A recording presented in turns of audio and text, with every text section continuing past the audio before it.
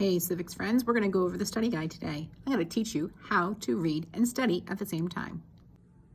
So one way to study is to read something over and over again.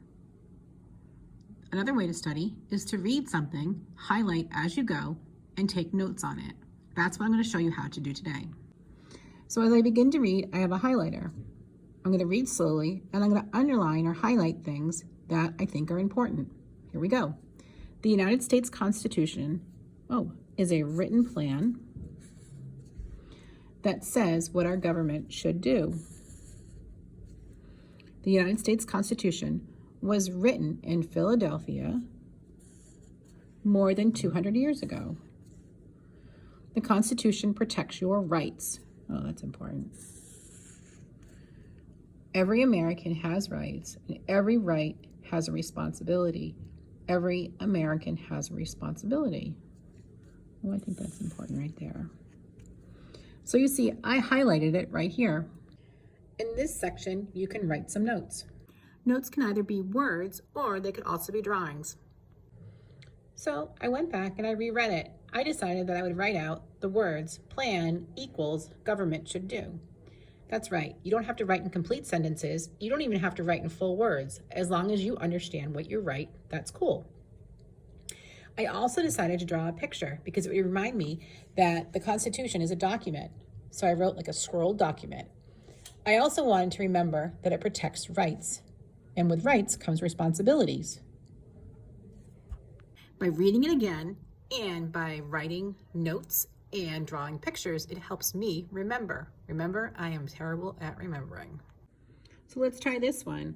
Why would people want to come here? That means America. There were all of these reasons, but the most important one was religious freedom. So I'm going to highlight that one.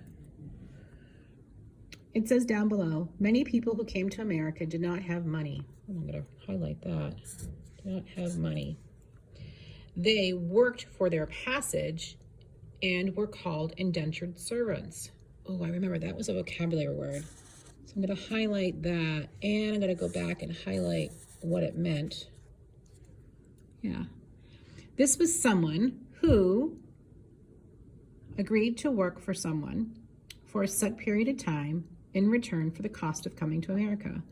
That's the definition. So I'm definitely going to highlight that whole part. Cool. Then I'm going to come over here and take some notes on it. So I'm going to draw a picture of a boat.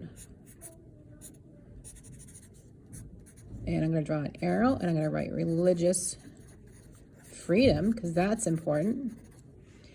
And then, this down here was a vocabulary word. That seems pretty important. So I'm going to write that, indentured servant.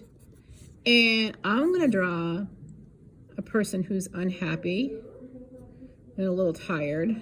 Oh, that's a pretty bad picture. But who cares, right? And I'm going to draw them. Oh, this is a terrible picture. It doesn't matter, right? That they owe money to the wealthy person. So, I'm going to draw a picture of some dollar bills. They don't have any. All right. So it's going to help me remember what's important in this section here. Once you take notes, you can then actually start helping each other by quizzing each other on the information. That means turn and talk to your partner. Well, don't just talk, ask them questions. So, Damien, what is a constitution? Pretend I'm Damien. That's a great question, Mrs. Strano. A constitution is a written plan of what a government should do. Damien, you're brilliant. You're absolutely correct. Once you quizzed your partner and you think that they know everything, you can put a check mark right here. That check mark tells you that you actually know pretty much everything that's inside that box. You'll see as we move on, if you have boxes that don't have check marks, hey, maybe that's the stuff that should go on your cheat sheet, your index card cheat sheet.